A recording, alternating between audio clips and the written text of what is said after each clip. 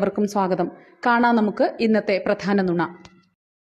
Civil supplies കോർപ്പറേഷനിൽ എല്ലാ സാധനങ്ങളും ഉണ്ടായിരുന്നു ഉമ്മൻചാണ്ടി മുഖ്യമന്ത്രിയായിരിക്കുമ്പോൾ.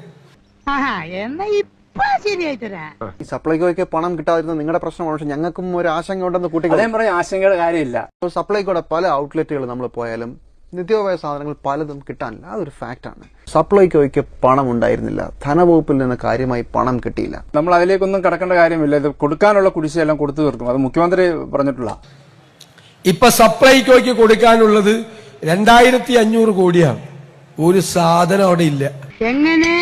ഇവിടെ നമുക്ക് നോക്കാം. 280 സാധനങ്ങൾ, വിവിധ ബ്രാൻഡുകളുടെ 280ലധികം സാധനങ്ങളാണ് കുറഞ്ഞ വിലകൾക്ക് നൽകാൻ വേണ്ടി കഴിയുക എന്നുള്ളതാണ് സപ്ലൈകോ അറിയിക്കുന്നത്. ശബരി ഉൽപ്പന്നങ്ങൾക്കും സപ്ലൈകോയുടെ വിവിധ ഉൽപ്പന്നങ്ങൾക്കാണ് ഇത്തരത്തിൽ വിലക്കുറവ് കാര്യമായ രീതിയിലുള്ളത്. സ്ത്രീ ഉപഭോക്താക്കൾക്ക് സബ്സിഡി ഇതര ഉൽപ്പന്നങ്ങൾക്ക് 10% വരെ അധിക വിലക്കുറവ് നൽകും. നിലവിൽ സപ്ലൈകോയിൽ കിട്ടുന്ന വിലക്കുറവിന് പുറമെയാണിത്. എല്ലാ നിയോജക മണ്ഡലങ്ങളിലും എത്തുന്ന വിധത്തിൽ സഞ്ചരിക്കുന്ന സപ്ലൈകോ സൂപ്പർ മാർക്കറ്റുകളും ഒരുക്കിയിട്ടുണ്ട്. 1000 രൂപയ്ക്ക് മുകളിൽ സബ്സിഡി ഇതര സാധനങ്ങൾ വാങ്ങുന്ന എല്ലാ ഉപഭോക്താക്കൾക്കും 1 കിലോ പഞ്ചസാര 5 രൂപയ്ക്ക് നൽകും. 4 ദിവസത്തിനുള്ളിൽ 38 കോടി രൂപയുടെ വിറ്റുവരവുമായി സപ്ലൈകോ.